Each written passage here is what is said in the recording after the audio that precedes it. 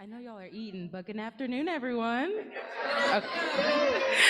I first just want to say it's absolutely incredible to see all of your beautiful faces to discuss the importance of climate advocacy and climate justice. So seeing you all makes me very hopeful for our future, and I just want to give a big thank you to each of you for being here. So my name is Kennedy Williams. I'm originally from Greenville, South Carolina. I'm currently in my third year at Howard University, where I'm majoring in environmental studies with a minor in political science. So this panel is intended to make you all walk away feeling like you can and want to advocate for just climate solutions. This panel will be accessible, engaging, encouraging, and target discussion levels for all ages. So now I want to introduce our wonderful panelists. So first we have Ms. Kim Noble, who currently serves as the Senior Advisor for Environmental Education in the Office of Public Engagement and Environmental Education at the Environmental Protection Agency. Next, we have Darren Davis, who is the Government Affairs Advocate, Climate and Clean Energy at the League of Conservation Voters. Next, we have Chris Weissy, who is the Executive Director at DC Environmental Network. And last but certainly not least, we have Frank Niepold, who is the Senior Climate Education Coordinator at NOAA's Climate Program Office in Silver Spring, Maryland. So let's give a round for our beautiful panelists. So I want to start by opening to each of the panelists, if you could answer what keeps you motivated to do climate advocacy? And I'd love for each of you to answer this question, whichever order. Should we go down the line? Ms. Noble, would you like to go first? Okay. Is this on? Yeah. All right. Good afternoon. Good to see you all, and thank you so much, Kennedy. What an honor to be here, and I'm excited to see all of your faces sitting out there on a Saturday, nevertheless. That's awesome. I'm from Georgia. I'm from the South too, and what motivates me to do this work is, you know, when you think about climate change and you think about the environment, we know that low-income communities and communities of color in particular are hit first and worst by climate change and pollution. One of the things that I remember growing up and sitting on the porch with my daddy, now I'm gonna get Southern on you, we talked about, you know, animals, and we talked about, you know, rains and floods, but we didn't say climate change. We didn't say global warming or the environment. But you know what? We talked about it differently. We felt it, we breathed it. And so for me, it's personal. My father isn't here anymore. And he passed away in 2012 from a heart attack. And when we did a study on the air that they were breathing in his neighborhood, it got a D rating. And so, you know, when you think about people that you've lost, loved ones who are near and dear to your heart, and you can connect it to the climate or the environment, that makes it, you're compelled to take action. I'm a new grandmother. Yeah, woohoo! I joined the granny club. But my granddaughter's only a month old, and I look at her and I think about her future. I look at all of you, our youth, our next generation. I look at your future, and we're literally in the fight of our lives. If no one's ever told you that, it's true. The climate is changing at a much rapid pace, more rapid pace than people, scientists even anticipated. And so when I think about staying in this work, I have no choice. I have no choice because I am thinking about my granddaughter. I'm thinking about you and the next generation. We want to make sure that we're leaving a healthy planet for you all. And so that's what keeps me motivated to do this work. Thank you. Awesome. All right. So Darren Davis, hi. I think in terms of what keeps me motivated, I mean, it's a little alarming, right? This existential idea of climate change. You know, we're seeing more severe storms, we're seeing more droughts, wildfires. And so I think for me, I personally feel a little less anxious about climate change because I feel like I'm actively working to do something about it. And so it's really exciting to be a part of this climate movement. I think it's something that for a while just, seemed to be something that kind of crunchy granola folks did, right? And now I think more and more folks are realizing that this really impacts everyone, but it especially impacts Black and Brown communities and low-income communities. So, I think I personally am really excited to sort of undo a lot of damage that's been done, particularly from transportation pollution, right? I mean, if we think about climate change, transportation is one of the biggest contributors to climate change. And so, the market is really pushing us to electric vehicles, to hybrids, but it's going to take some work, and it's going to take, working to with manufacturers and with dealerships. And so I think there's so much potential when it comes to the climate fight. And that's why I'm just so excited to see all of you here. I feel like a few, maybe like 10 or so years ago, climate wasn't as much of this like hot topic, hot button issue. So again, just really excited to be here. And I think, excited to fight the climate crisis. I'm Chris.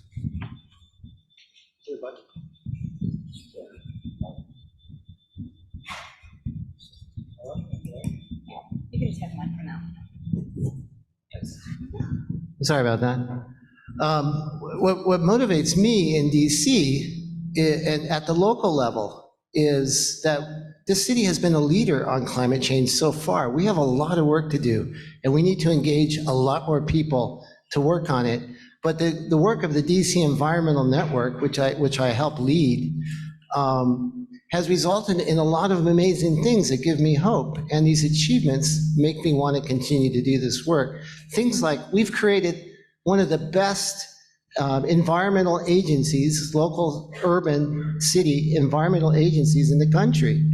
And every day there are over 400 people, maybe more now, and even more than that, working on climate and all kinds of important sustainability issues. And we created that. There are a number of people in the audience here who helped us create this agency, and it helps drive all the other issues we're working on. We've done things big in the district. We have the strongest building energy performance standards in the country, and we did it first. And because we did it first, 11 other cities followed us. And I'm very proud of that. And there are a number of people in the audience here that engaged in it.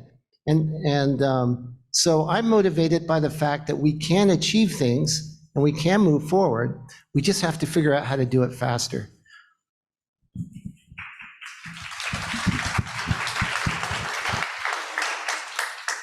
So good afternoon. It's a good question. It's a good question. There are a lot of answers, but I think when I'm sitting here, I used to be a classroom teacher for a long time, loved it. I did not expect to leave the classroom. I miss working with people like you. But when I'm looking in your eyes and seeing and thinking about what you've thought about today and heard, a couple key things that keep me motivated. One is helping you so that you understand how to navigate the opportunities that are in front of you. There's a lot of big, heavy topics that came before you. This is all generation issue. So the old people in the room, you're not off the hook. You're squarely on it with us, right? It was all of us, all together. That was said earlier, I want to make sure that because the reality is, as what was just said before me, so much work has gone on that you're unaware of to figure out how to solve this issue. And progress has been made, but what we're starting to run into is we're running out of talent. We're running out of people who are skilled to do the work. The work is getting bigger. The jobs are good quality jobs. Often, most of them are. But as I'm sitting here and I'm thinking about me as when I was a teacher, I came to be a teacher to help invest in you. So as I'm thinking about that, I'm thinking, well, what do you need to know about right now? And as was said downstairs, if you weren't in the panel, whatever your talent is, whatever your passion is, there is a path forward for you. Part of our job today is to help you understand what that path is, to give you a clear indication of what you could do your next step. What would help you be ready to meet these opportunities that are coming? Whether it's college, community college, internships, you name it. But let's be precise, because we do not have enough electricians. It's a great job, flat out, but that isn't for everybody. There are a lot of other really specific things that we're gonna allude to, but I think what we need to do a better job of helping you is understanding specifically what could you do to take your talent. I grew up in Philly, and I love that city, but I understand city, and I think there's a lot of talent in this room, but we got to figure out how to help you get on to the issues that need the work. So that's a challenge for us to figure out with you. So hopefully we can figure that out together. Absolutely. Absolutely. Thank you so much, panelists. Those were very encouraging answers. So I'm just going to kind of go down the line and kind of ask individual questions. So first, Ms. Kim Noble, from a governmental perspective, what is effective advocacy? Thanks, Kennedy. That's a good question. One of the things that I get to do in my role at the EPA is I get to have conversations with students, with educators, with young people. And advocacy simply is telling your story. As we said earlier, climate change impacts us all. That means all of us have a story around how climate change impacts us, how it impacts your communities. Bless you.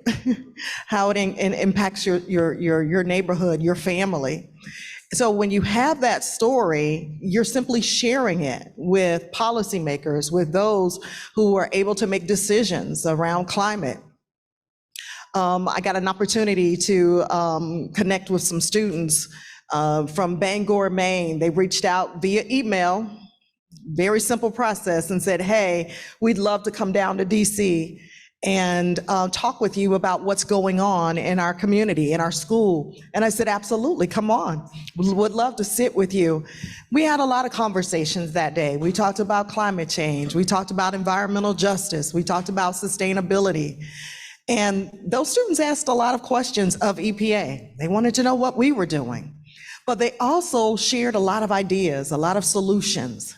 And, they're not the only ones I get to talk to. Florida International University reached out and they brought up a whole busload of kids to talk to us about things that they were already doing in their school, at the campus, around beaches and reef and coastal tides. And, they monitor the Biscayne Bay that's near their campus, and they do water quality monitoring there.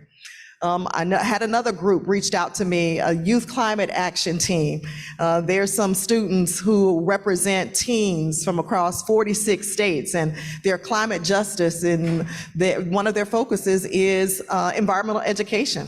And they said, hey, we created some materials. They're youth focused. Can you help us to amplify this content throughout your network? And yes, we're looking forward to receiving that content and helping to push that out. So advocacy can take a lot of different pathways, but most importantly, it starts with a conversation. Thank you so much. And I guess a follow-up question for that, how would you encourage young people to advocate? Still on, yeah.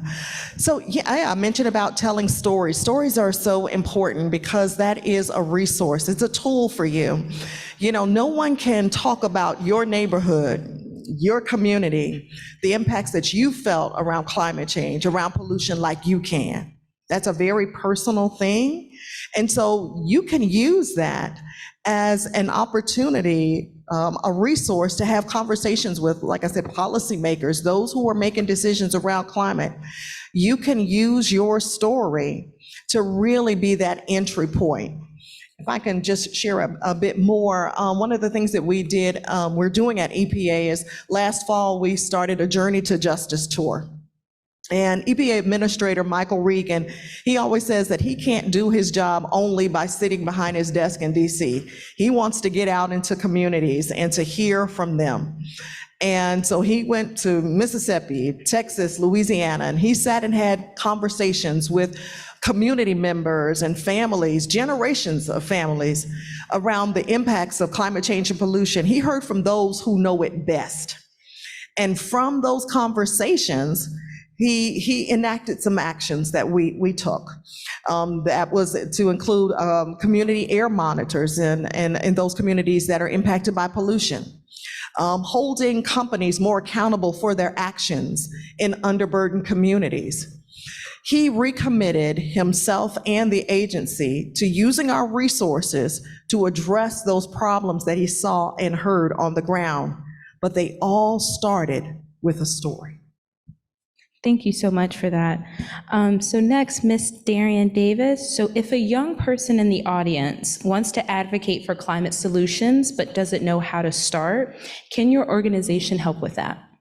Yes, definitely. So it can seem really daunting, right? Like, how do I get involved? Again, I mentioned earlier, climate change seems like this big, broad existential issue, but where is really the entry point? And I would say, the key starting place is to think about what's impacting you personally, what's impacting your family, your community, your neighborhood, and then start from there. So LCV has done a lot of really awesome work to sort of do, again, like Kim mentioned, sort of storytelling of communities and really bring those stories to agencies like EPA and others, but also to Congress and the Hill. I mean, there's tremendous power in terms of what they can do, what they can legislate. Most recently, we worked to share stories with members of Congress to get them to vote for the Inflation Reduction Act, which did finally pass last year, which was awesome. But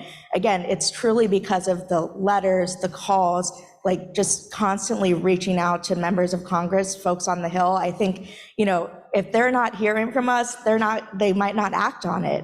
And so I think LCV is key in sort of making this connection between the individual that cares and wants to help out, but doesn't quite know where to start. And that's just the beginning. We certainly worked, again, with agencies to get in comments. There's the idea of a public comment, so you can actually submit in your thoughts on an issue. And you can also speak. You can also join a hearing. And I think now, again, with Zoom and greater access, a lot of these hearings are virtual. A lot of hearings have accommodation and translation. So I think, if the barrier for entry does seem really high, but it actually isn't, which is the exciting thing. And that's something that I thought too before I was doing this work. Like, how could what I think, make it up to a member of Congress or the government? But I think, they actually really want to hear from you, right? And so they can figure out and get guidance in terms of making new laws and then enacting those laws. And so I would say, in terms of LCV, like beyond the comment submission, the hearings, we can also, if that's not your thing, we can also work with you on writing if you want to submit a letter to the editor, to your local newspaper, or even, work on a longer op-ed. I think social media, I think these are all options. And so I think there's a broad number of ways to engage. And I'll close with the fact that we also do a lot of art activation. So it's not even, it goes even far beyond writing or speaking. I mean, we've worked with a number of chalk artists in DC. We've done a number of murals that are associated with everything from voting rights to clean air to energy justice.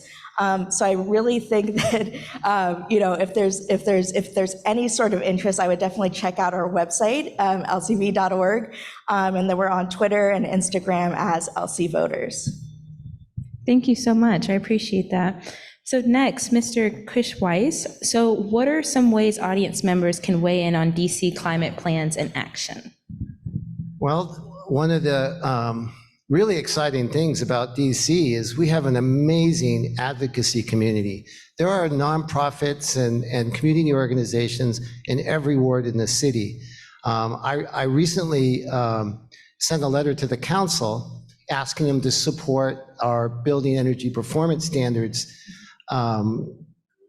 which is getting buildings to reduce their greenhouse gas emissions here. A letter to and we had organizations that, not just organizations that worked on climate, urban organizations that worked on parks in different parts of the city, rivers, creeks, on trees and wildlife. You know, we had a very diverse group of folks. I brought them together to speak out on climate.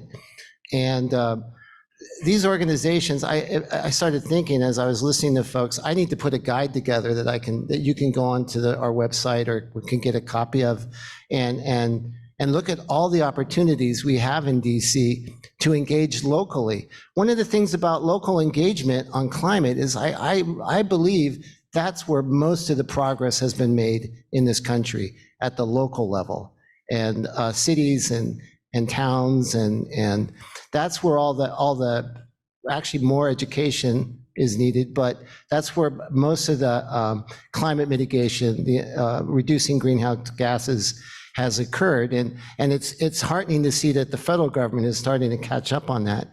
But one of the ways that we try to promote it in our nation's capital city at the local level here in DC is, we bring these groups together. We bring these community groups and advocates. We try to reach out to every corner of the city, and it's hard work, and we need more money to do it. But then there's opportunities. She talked about testimony, submitting testimony. One of the most exciting things for me is bringing interns into our program and then saying, hey, one of the things you're going to do is you're going to go before the DC Council and you're going to testify in support of a policy. And everyone in this room can take a bus or a train, metro train, or drive or bike to the DC Council and testify. It's an opportunity that every one of us can take. Of course, if it's not during school hours, but that's one thing we try to do. We just had a hearing on the DC's budget, and we're trying to make sure there's enough money for climate programs.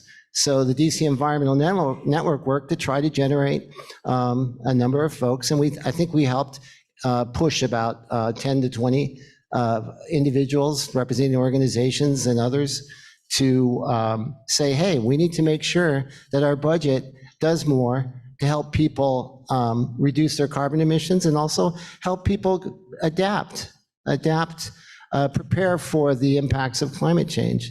There's communities in Ward 7 where flooding will have a major impact. And so we're still working within the budget to try to identify $2 to $10 million that can be used to help these communities prepare for the coming impacts.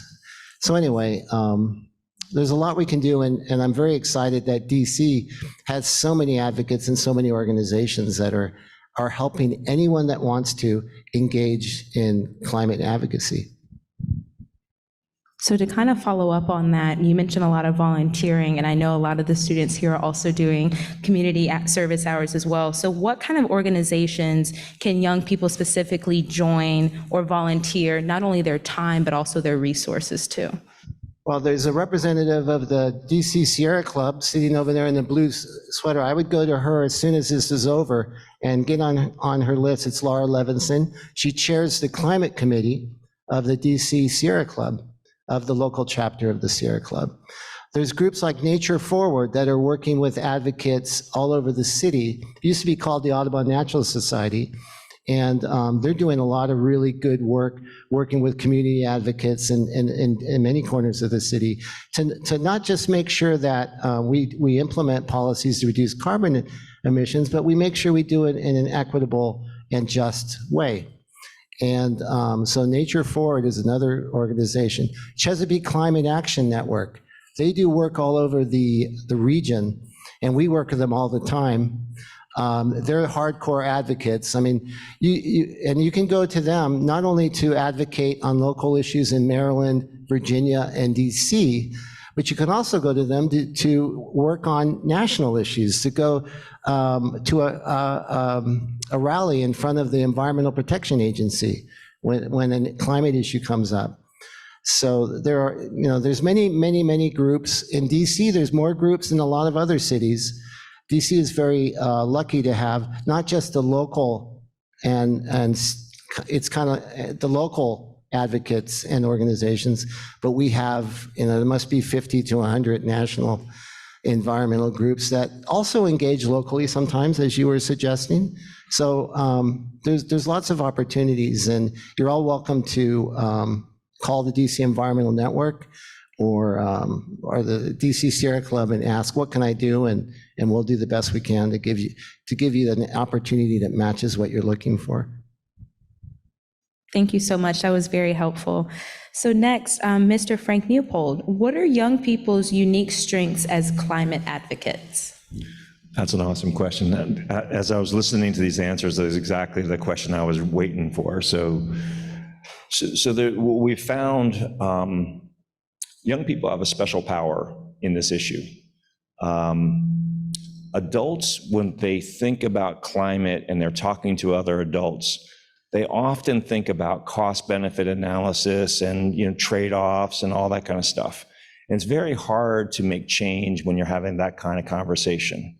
But when a young person talks, as Kim said, and tells their story about why this is an important issue for them, they stop thinking about those kinds of economic or other issues, and they start thinking about the future.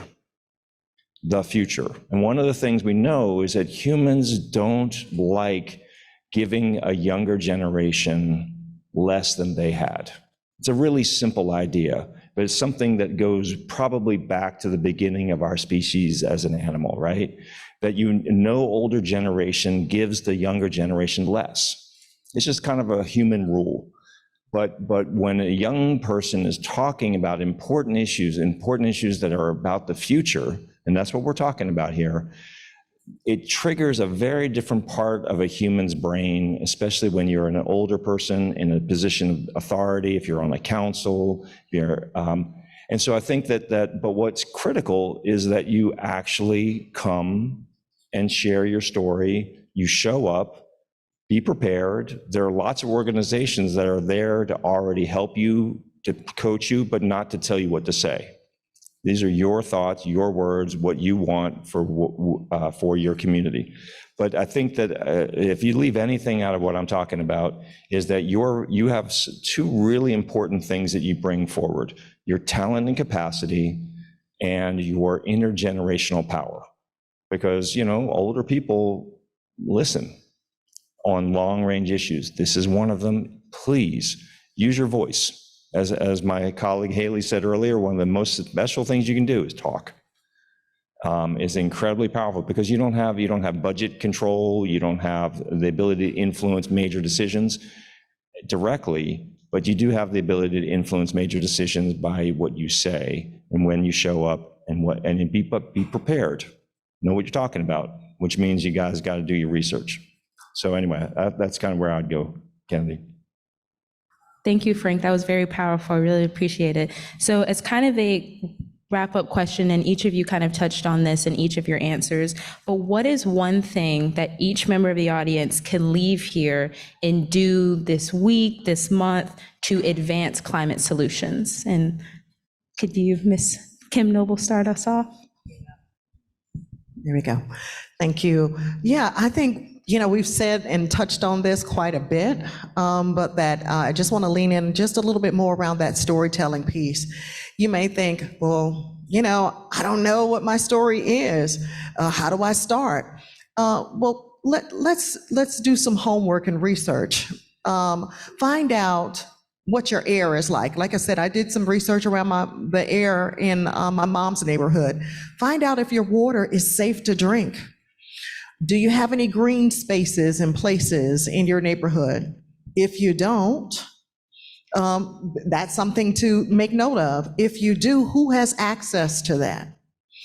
Finding out the answers to those things helps you to craft your story. So for me, that's one thing that I think is a very easy thing to do, is to figure out what's going on in your world, and then take that information and use it to inform those policymakers what's going on at the local level as it relates to climate change and pollution.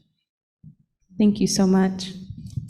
Excellent. So yes, I think perfect example there. I think taking your own personal issue, figuring out what you're most passionate about is such a great place to start. With LCV, I mean, we have an action alert for every single environmental issue you can think of, from electric school buses to clean water to public lands. And so, it really, if you hone in what you're most interested in, you can find a template and find a good place to start. So again, at LCV, we have a number of different actions, which will sort of have a template for you. So you're not starting from scratch, right? When you're advocating to, agencies or to members, there really is a good starting place. And we also work really closely with folks when they go to speak with members of Congress on the Hill. And again, that's a situation where, of course, you do your homework, right? But there are also sort of, there's guidance that we provide. I mean, I know I usually go around to different offices on the Hill with folks. So I think just figuring out what you'd like to do and then finding a specific action alert is probably the greatest place to start. Awesome. Thank you so much. Mr. Chris? Yeah, something to leave with here is work on being optimistic, because there's so many examples of coalitions of people and organizations and advocates working together and achieving things. And let's all get together tomorrow, all of us, and let's figure out what we want to do together, and let's do it. Let's make it happen. But let's get optimistic, because we need that. We're going to need that to be motivated as we move forward. And just looking around here and seeing what a wonderful group of people came together. You already did it by coming here today. That's a major first step. Or maybe it's your 10th step or your 100th step, but it's another step in the right direction. But let's get in touch with the optimism and the camaraderie that we can all feel together as we move forward to solve the climate crisis problem. And that's the best I can do for right now. Thank you so much. So I think where I am to build on this panel is, so often when we talk about the climate crisis, it feels like inevitability, right? The amount of cars we have, the trucks we have, how we make electricity. But the thing that you might not see, and this is actually what my recommendation is, you gotta see the future in the present. Because look, I had a seventh grader once asked me the best question I've ever been asked. And that was, so I think I get climate change, but what I want to know is, are all the jobs going to change? Great question. I still think it's a great question. But what it gets at is, so much work has gone on to figure out how to solve this that you're not aware of. We figured out solar panels long time ago. We've brought them down, the price point down. We figured out wind turbines. Now we make these massive wind turbines. Well, we figured out a lot of other solutions decades ago. Where we are right now is how to deploy, how to transform houses, energy production, water, food, you name it. Think of a part of society, it has to be changed. We are well on our way to doing that, but you don't know that. So find a way in to see the future, because that's where the opportunities are. And see that opportunity and then get ready and get into it, because we need you to be part of those opportunities. Don't, as Chris just said, don't get, this issue, I can always feel it in a room when we start talking about climate change. The room just gets heavy. I don't know how I can feel it, but I can feel when the room gets heavy. And that actually is something we have to avoid, because it takes our energy away, and now we're not ready to do the next thing. And we need you to be part of the next thing that has been built by other people decades before. But the transformation that we're talking about is significant. So the I have two, is DC's got a climate action plan. They're working on part 2.0. They're implementing one, they're putting in, you probably didn't know that. Not many cities have these, but you do. You're in a very special place. But inside that plan, it could be better. It could be more ambitious. It could be deployed faster, less risk if it happens faster. So be part of it, push it. As I said, you have a special power in your voice.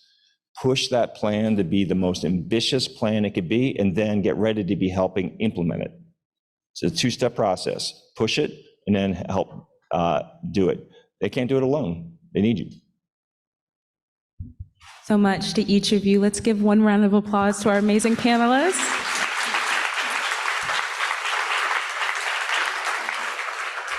And I believe that now is the time for Q&A from any of our audience members. You touched on a lot of interesting things. Here you are, man. Oh, thank you. You touched on a lot of interesting things, because I was being very attentive, paying attention. I'm listening, because I do have the next generation and the generation before her, you know, and so, but what I'm saying, I heard everything about businesses, counselors, but I never once heard any one of you say anything specifically about what can consumers do. Because we are the consumers. And I'm saying, when you say electric cars, so would it be optimistic or different for me to say consumers? Because I know sometimes when me and my granddaughter are riding, she'll say, ooh, that gas stinks. So maybe we should invest in more electrical cars. You know, I too have a story, because I almost died, not even knowing I was losing oxygen. You know, but God wasn't ready for me, obviously, because I'm still here, you know. And I know that has something to probably do with my surroundings, because I live in Ward 7. And yes, there are a lot of trees, because I see the pollen. I pay attention. You know, I really pay attention to my surroundings. And another thing is, the news, they talk about climate, weather climate, but none of the things that y'all talking about that we should be hearing about to be aware of. If no knowledge, unless we come to things like this. Because like, I was not informed into sitting here today. You know, now it has brought my awareness up to be more inclined to learn more.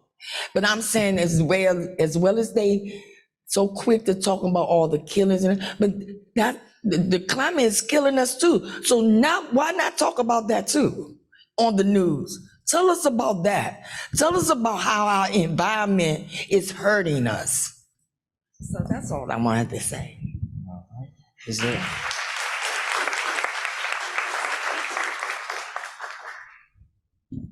You said that you want us to, like, for young people to use their voices. Like, I know some people like get scared, like shy. I don't know how to, yeah. Like stage fright. So like how, so I kind of want to add on to how can like people or young people that aren't as like outgoing as others use their voice in a different way that they can use their voice? This question. Yeah, I mean, that's definitely true. And in fact, before I got into this work, I was pretty soft-spoken, not very outgoing. But I think, you know, it's not necessarily even just public speaking or going to hearings or testifying, but you can use your art to bring attention to climate action. You can use your words, you can create poetry and you know, tell your own story via writing.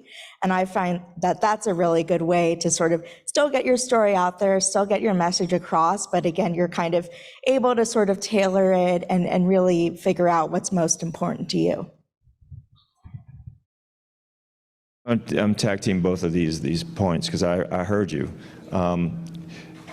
First of all, your voice is a general thing. I think what was just said is totally right. There are so many ways to be part of this, right? I'm a coordinator. That's my job. And so I talk to people, but not in a public setting like this. I do that too. But sometimes it's just like building relationships.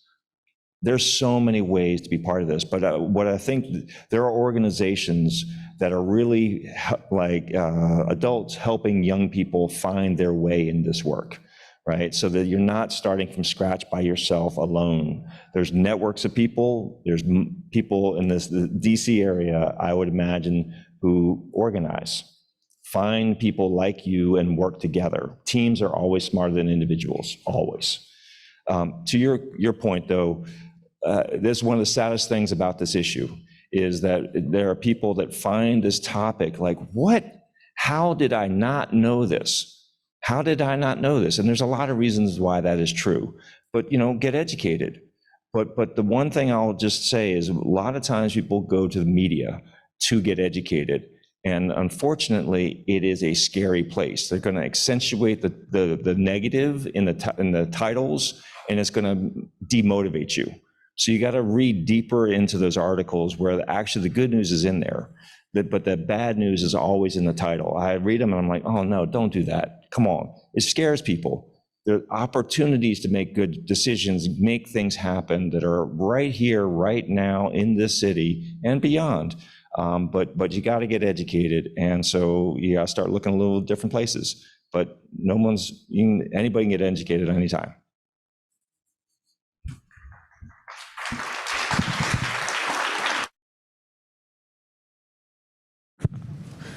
One question I have is, what would you tell, I'm right here, what would you tell your younger self that would help now? Like, because sometimes we don't get the advice that we wish we did when we were younger. So for you to give that advice to some of these children now, it will help them, in the future. I'll take that one. Yeah. That's a good question. I didn't start off in this environmental space. In fact, when I was your age, the environment was far from what I wanted to do. But as we said, that you take what you're passionate about and you can connect that absolutely to a career with the environment, with climate. The spectrum is out there. My major was communications, so I like to run my mouth. I was a talker, but I actually, wanted to be a flight attendant, and I was like, oh yeah, I want to do that. And but I was shy. I was a shy person too. Even though I was a talker, I tend to be a loner and stay to myself. And I think if I had a chance to talk to my former self, or younger self rather, I would say, you know what, use your voice and speak up. It's okay that you're in the room. It's okay that people see you and hear you and make yourself known that way. I think I kind of came from a generation that raised us to be very quiet and, very soft-spoken. So I kind of leaned into that. I would definitely tell my younger self to, don't be scared. Don't be scared. Say what you're going to say and let your voice be heard. Your voice matters and you matter. That's what I would tell my younger self.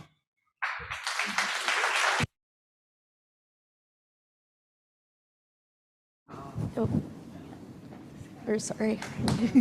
Calling on people. Did we get the X? There you go.